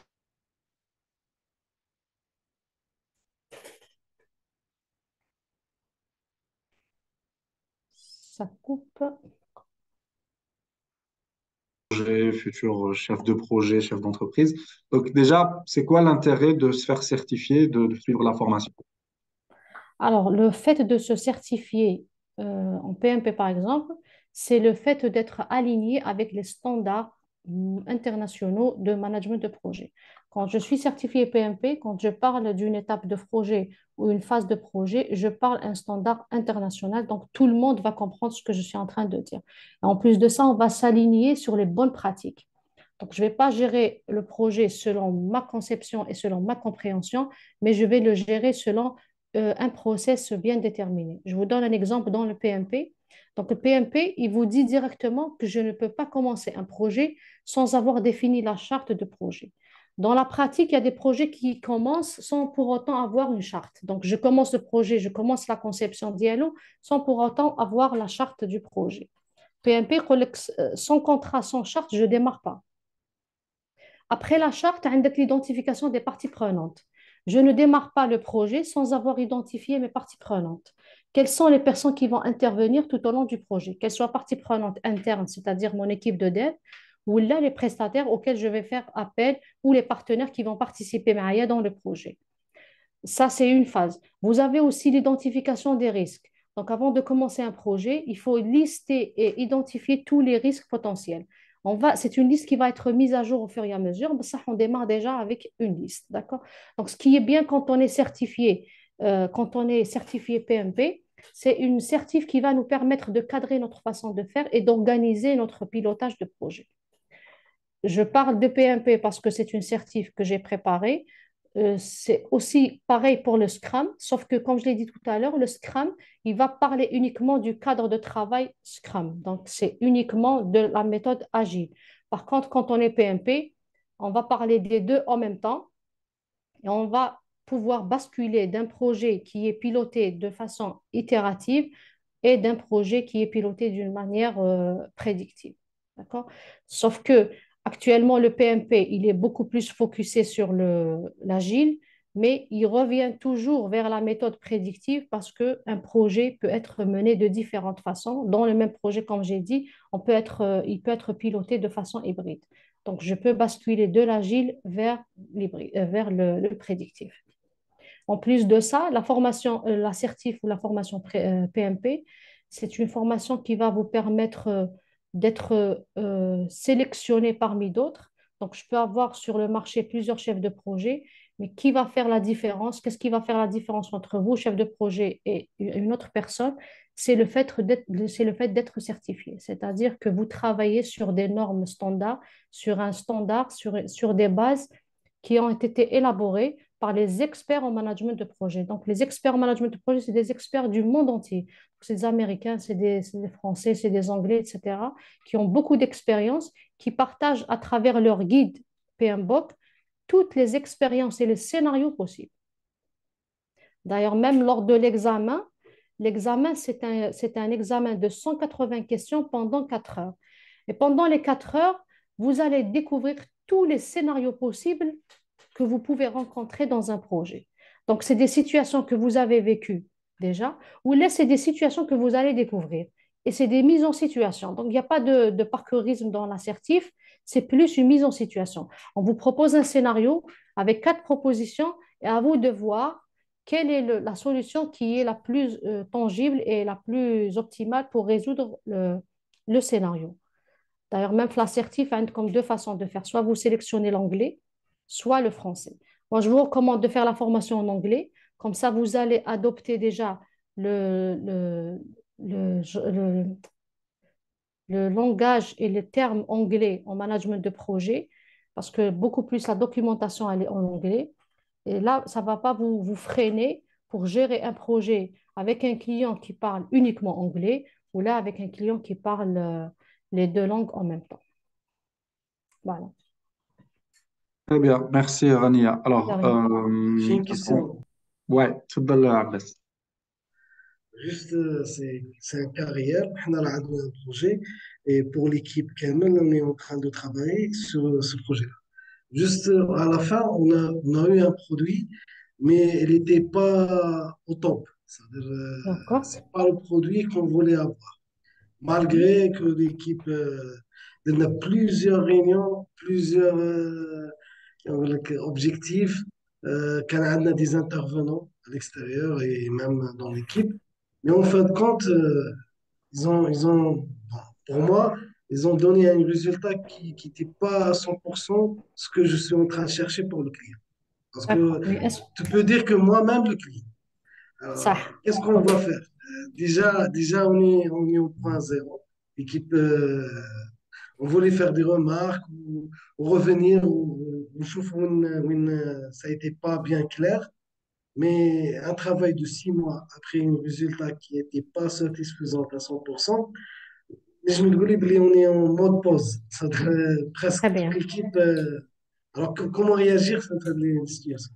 Alors là, je reviens toujours au PMP. Ce que je disais Alors, tout à l'heure, Rania, ça me permet aussi parce que ça, il me tend une perche à baisse.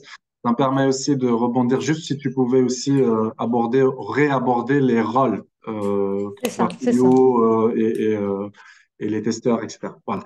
Très bien, ok. Alors, je réponds d'abord à sa question. Donc, qu'est-ce qu'il dit maintenant que Racom dans une phase de stand-by, donc le livrable ne correspond pas à ce qui est attendu par le client. Là, je reviens au PMP, ce qu'on disait tout à l'heure. Avant de commencer un projet, laisse-moi une charte. La charte va te dire c'est quoi l'objectif du projet. Est-ce que l'équipe projet sait déjà où elle va? Est-ce qu'elle connaît déjà c'est quoi l'objectif derrière le projet? On suppose que tout le monde sait c'est quoi l'objectif, d'accord? Quels sont les points qui ont mené à ce que le projet ne réponde pas aux besoins? C'est comment vous l'avez géré, quelle était l'approche que vous avez utilisée. Est-ce que vous êtes parti sur l'approche itérative ou là sur l'approche prédictive? Donc là, je voudrais bien avoir la réponse. Et Tani, est-ce que vous avez fait, je reviens donc à ce qu'a dit Sofiane, donc je reviens sur les rôles. Si vous êtes sur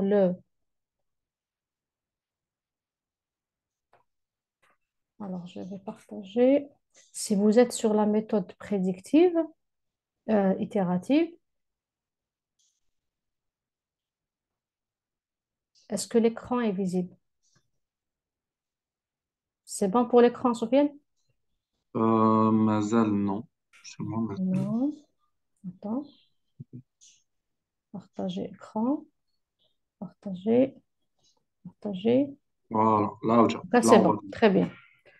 Alors, si vous l'avez piloté d'une manière itérative, d'une manière agile, donc le product owner, c'est vous.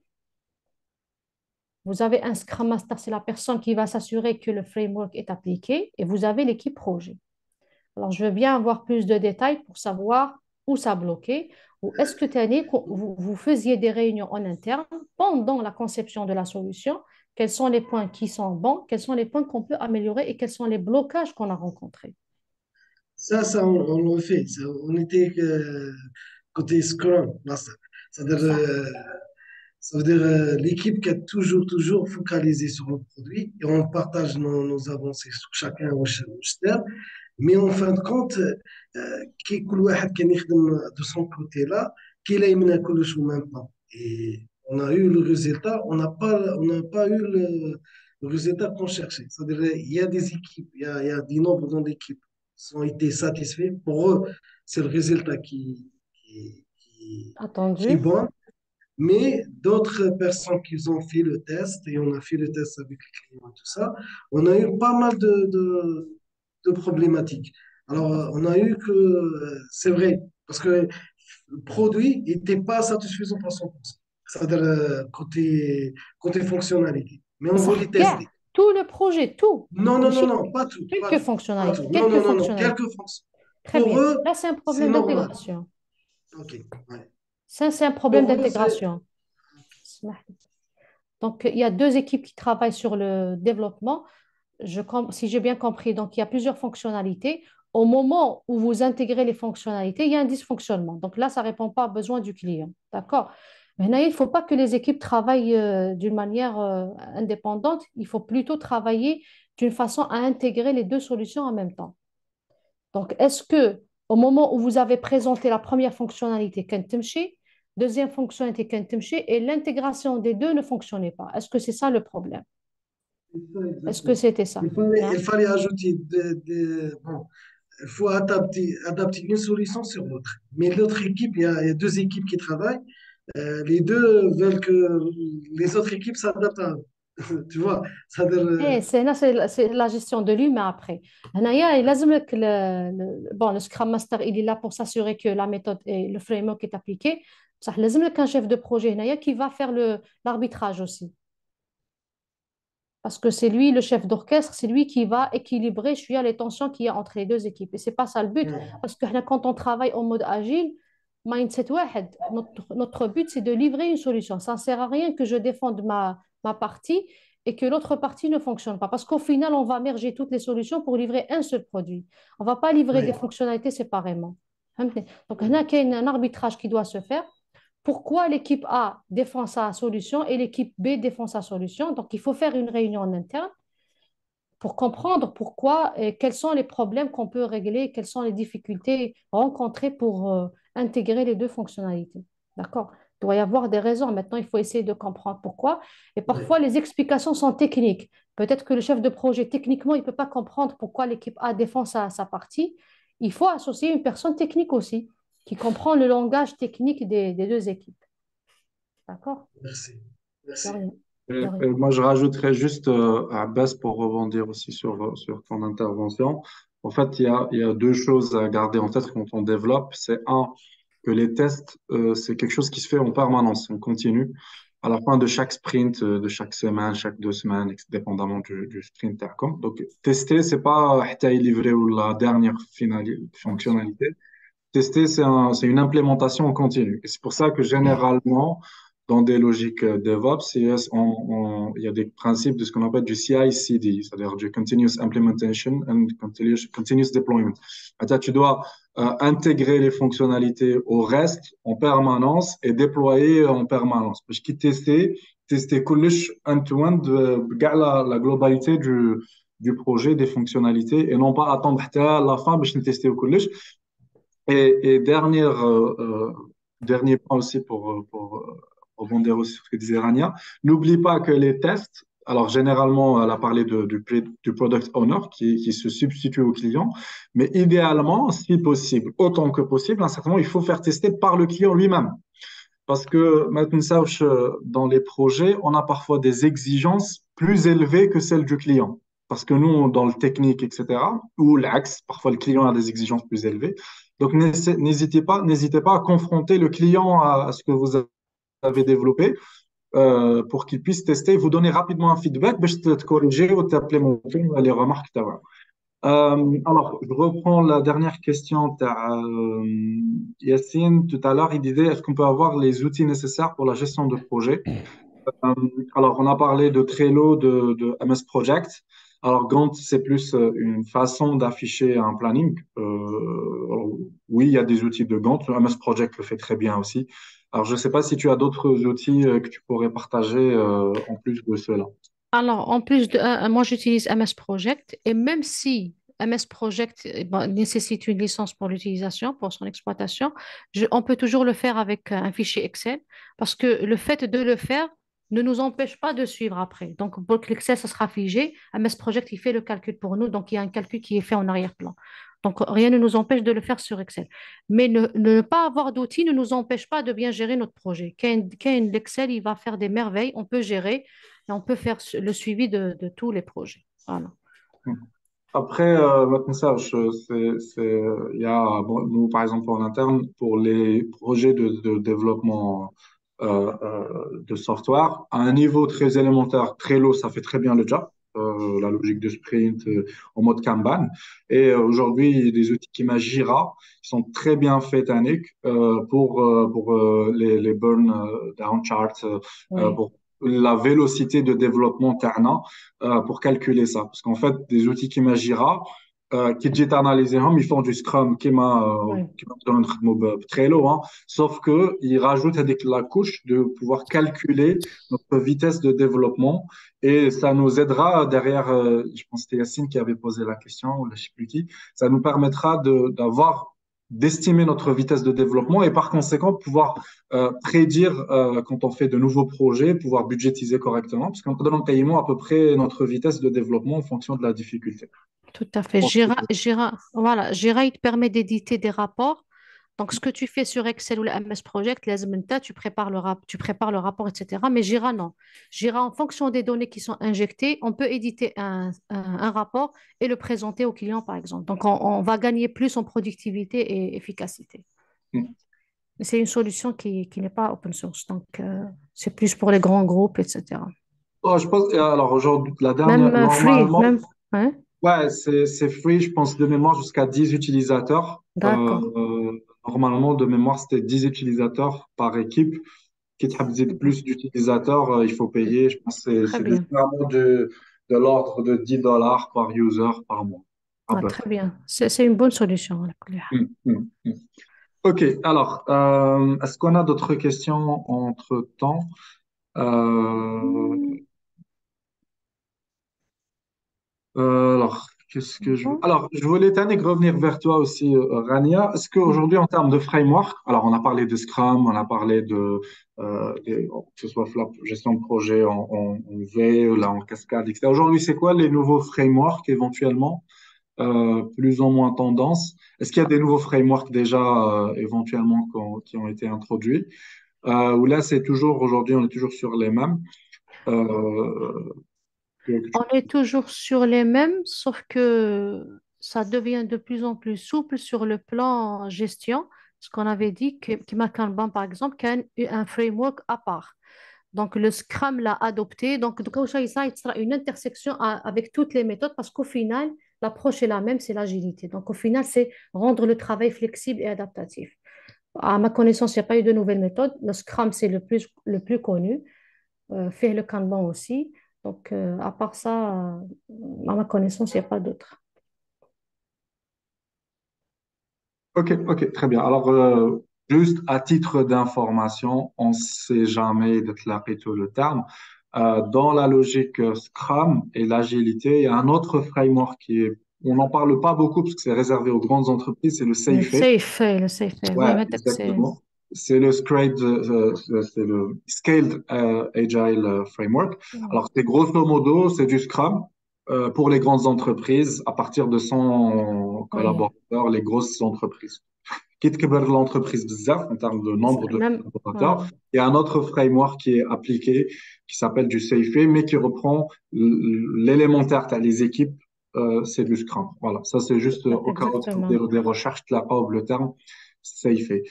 Euh, alors, est-ce qu'on a d'autres questions avant de éventuellement clôturer cette masterclass? Iman, Asia, Amin, euh, je peux le lire en dernier carnet. Iman,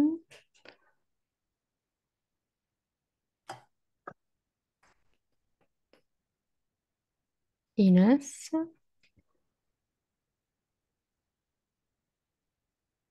c'est clair pour moi.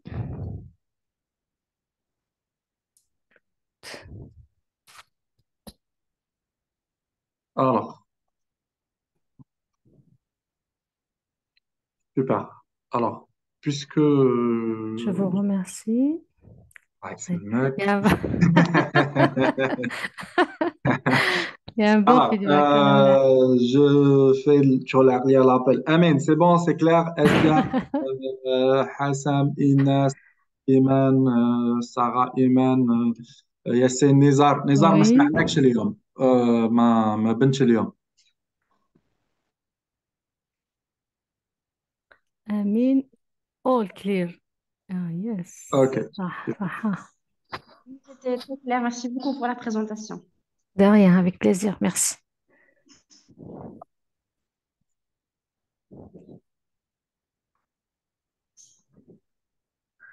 C'est bon, c'est bon. All clear. Yes.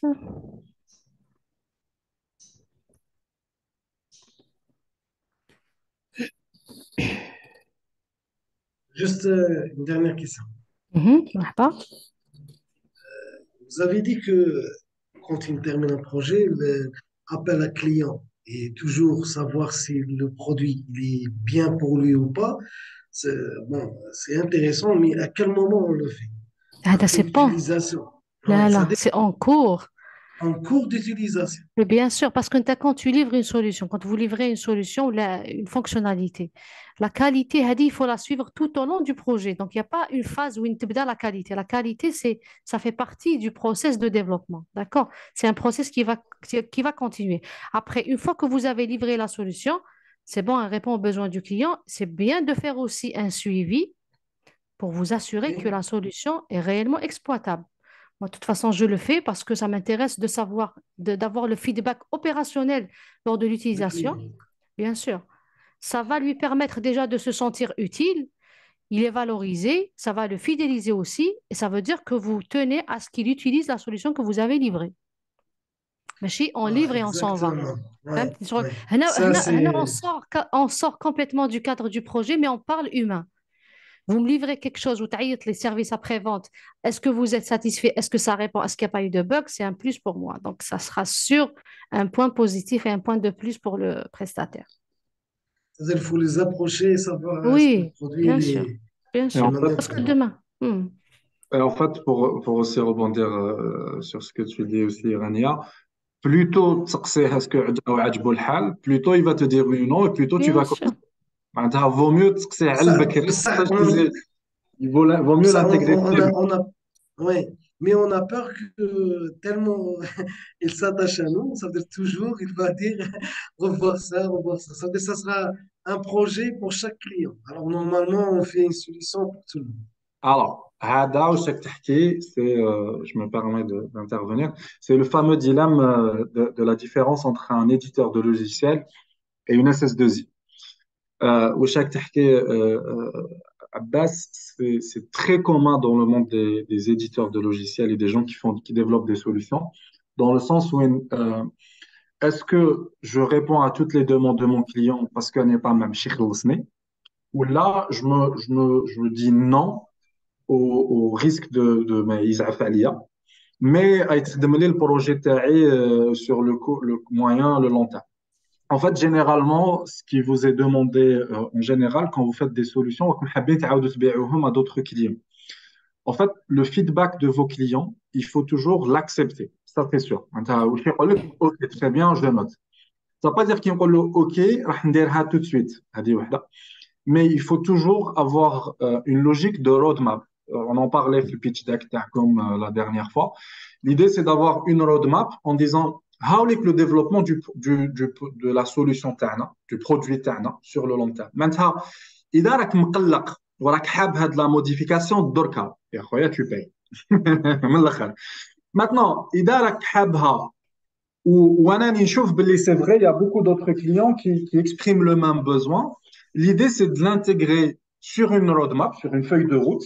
Et en fait, dès que je roule une mise à jour, si on est sur du software, maintenant, OK, très bien, j'ai pris note de ta demande. Euh, Entre-temps, tu vas confirmer de laisser une demande qui est plus ou moins récurrente, mais si c'est du spécifique les Huawei. Ce qui est spécifique les Huawei, tu factures du développement spécifique comme un module. Maintenant, si tu vois que Ushawi demandé, ça revient de façon récurrente avec les autres clients.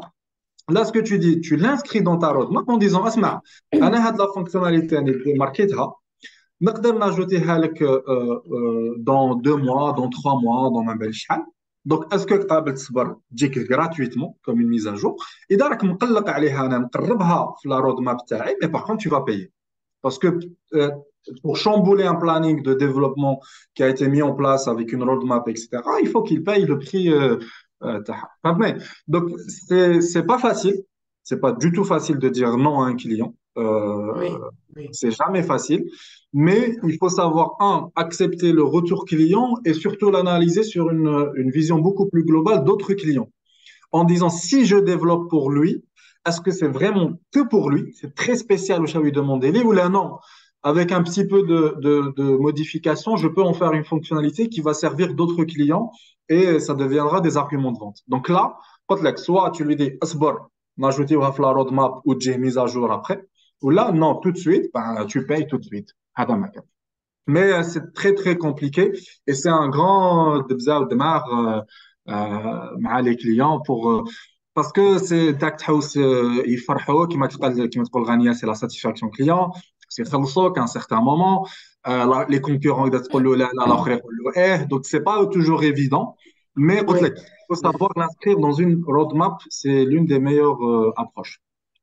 oui. Et Merci, parfois, merci. parfois, Tani, Sofiane, je rebondis sur ce que tu as dit. Parfois, il y a des remarques d'un client qui vont te permettre, en tant qu'éditeur, d'améliorer ta solution.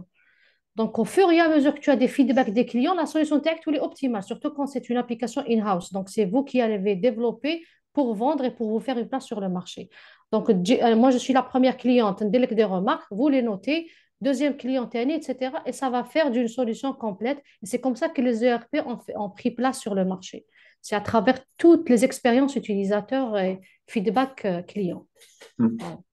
Parce qu'en fait, et je rajouterai juste ce petit, pour clore ce point, euh, il y a une notion, ben, là, on n'a pas eu le temps de tout parler sur l'agilité, etc., mais ce qu'on appelle la business value d'une fonctionnalité. Qui me donne lister les fonctionnalités qu'on veut intégrer dans un projet. En fait, pour prioriser le développement, on compare à la fois ce qu'on appelle la business value, ou la valeur pour le client qui nous fait rentrer de l'argent, et la difficulté à développer cette fonctionnalité. Et en fait, on essaye toujours de prioriser ce qui a le plus de business value, ce qui a le plus de valeur business, des clients, des contrats, de l'argent, avec la plus facile, bien évidemment. Donc, c'est toujours aussi d'étudier est-ce que la fonctionnalité, elle est importante au point où elle pourra me débloquer un contrat? Si oui, ben, il faudrait étudier à quel point elle est compliquée. Mais je نقدر نقول, OK, نبدأ بها ولا نديرها en troisième, quatrième, cinquième position dans mon Hmm. backlog, dans ma liste de développement. D'accord? Donc, gardez toujours en tête qu'on ne dit oui que si ça a de la valeur business, d'abord et avant tout. Une valeur business, c'est de pouvoir décrocher un contrat, de pouvoir générer des revenus supplémentaires ou éventuellement d'obtenir de la satisfaction client. Mais bon, un client satisfait, c'est parfois très compliqué. Hein. Oui, exactement. Oui. All right. Alors, نقرأ كريم شو يقول لنا. C'est ça le job Design du design thinking. thinking aussi. Yes, du product market Ouais. fit. Donc, l'idée, c'est de rapidement tester, de prototyper quelque chose, de la tester, de la faire valider par le client. Parce que c'est Ouais. la meilleure des validations. Plus vite vous allez tester, plus vite vous allez avoir. Le fait qu'au début, le BMC que vous avez n'est pas encore le bon, dans le dev, c'est très dur de rester un éditeur de logiciel comme Galéné et ne pas devenir une SS2I, une société de services d'ingénierie en informatique qui fait du développement spécifique. C'est pour ça qu'il vous faut une roadmap tech, une roadmap business, mais c'est le business valeur qui drive la tech et pas l'inverse. Ouais. Donc, Tout à fait. toujours, ce qui vous fait rentrer de l'argent, ce qui vous fait décrocher des contrats, c'est ça qui doit être la, la machine qui driver le reste et non pas le tech. Parce que parfois, on techniquer sur des fonctionnalités effet wow. Ouais, on va faire de l'intelligence artificielle parce que c'est la Oui. tendance à l'IAMAT. On va faire de l'IA conversationnelle avec prédictive. Mais il dit, oui, mais أنا كتعبز تولي bleu. Chaque technique elle est تقول l'IA ما بال. Donc c'est Ça. pour ça La simplicité. Oui, exact. La exactement. simplicité. Et, هذه et quand- احنا عندنا tout un oui, pardon, احنا عندنا tout un logiciel trop compliqué pour la gestion et vu que le client ils savent عنده un tableau de bord pour lui et un tableau de bord pour les travailleurs اللي عنده. Mais les gestionnaires اللي عنده c'est des gestionnaires qui c'est simple, c'est pas des informaticiens ou des gens. Oui. Et, ils ont l'habitude d'avoir une bouton, sortir un ticket ou scanner pour savoir est-ce que le client a c'est un visiteur ou c'est un abonné. C'est tout ce qu'il cherche. C'est ça. Il faut Et faire nous, simple. Ouais. Il on faut a un pas petit peu. compliquer. Oui. Alors Ouais. Ouais. c'est pour ça on a simplifié, on a fait un scanner qui donne toutes les données et on a remarqué que tellement on simplifie, tellement on a eu le produit qu'il faut. Exactement. C'est euh, l'expérience utilisateur. et là, tu pointes tu mets le doigt sur quelque chose de très important entre la notion de client et d'utilisateur. Ton client, c'est le propriétaire du garage, de la place de stationnement, mais ton utilisateur, c'est l'agent qui est الدخلة et C'est des clients. l'agent. Ouais, il fallait faire les informations sur l'agent. هو اللي يعطينا الفيدباك exactement comment il gère son parc. C'est Exact. ça, c'est l'expérience utilisateur. Donc, quel est son ressenti quand il utilise l'application? C'est pour ça que j'ai dit tout à l'heure, il faut avoir un petit peu un sens d'empathie sur on anticipe la solution va être utilisée par le simple utilisateur. Donc, c'est pas un IT, c'est pas une personne qui est informaticienne, c'est un simple utilisateur. لازم يutiliser rapidement. Et parfois, les solutions, il faut qu'elles convergent شوية vers les solutions qu'on utilise quotidiennement. On est sur Facebook, sur Insta, sur Viber, sur WhatsApp. Tu remarqueهم presque كاع عندهم la même logique. Donc, ما تقدرش انت تحط sur le marché une solution اللي عندها une logique différente. Les gens maintenant sont sur des smartphones, حبينا كل حاجة rapide. Donc, il faut suivre cette logique. Voilà, la conception. Voilà. Yes. C'est aujourd'hui des concepts. Les grandes technologies, enfin, les grandes plateformes qu'on utilise au quotidien, ils ont instauré des standards d'expérience Oui, utilisateur. Attaquer qu'aujourd'hui des notifications, tu me direct la petite cloche d'ailleurs en haut à droite. C'est un réflexe, c'est devenu un réflexe. Parce que vous le voyez un peu partout, les applications que vous utilisez au quotidien. Alors, Ah, dernière question. Je sais pas. Alors, Ezra avait ouvert son mic. Ezra, you opened your mic. I'm sorry, we went fully French. Don't know if you have any questions.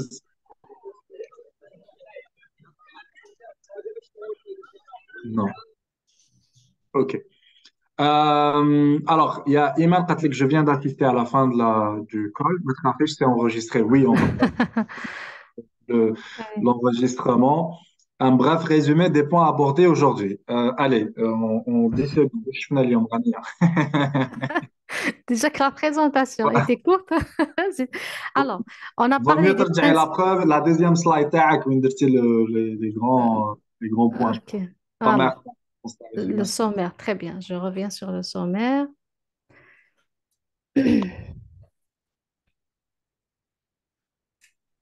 Tac, tac. Qu'est-ce qui se passe? Mais encore une fois, ne vous inquiétez pas, vous aurez accès à tous ces enregistrements qui seront partagés avec vous euh, sans souci.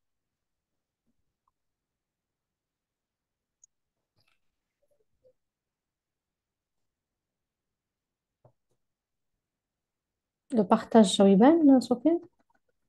Alors, pas encore, non.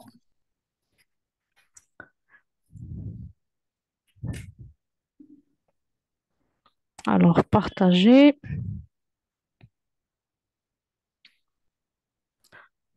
Voilà, là, je suis convaincu. Ah, IBAN, Sophie, le sommaire? Yes, on voit Allô? très bien. Oui, oui, أنا أشوفه معك غنية. Je vais t'écrire.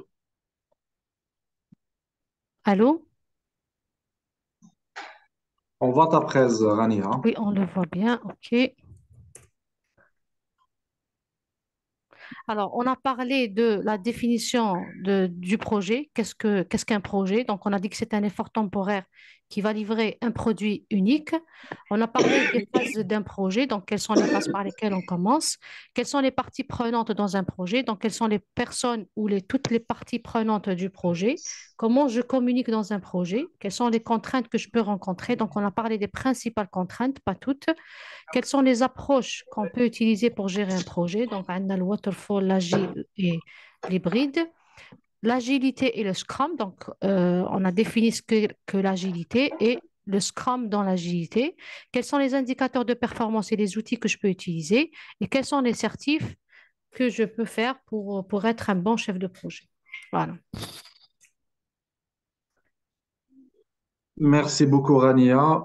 S'il n'y a pas d'autres questions, نقدروا نرفعوا الجلسة. On voit ta Merci presse. beaucoup, Rania. Je t'entends pas. راكم تسمعوا فيا؟ Si. Je t'entends pas, Sophie, hein.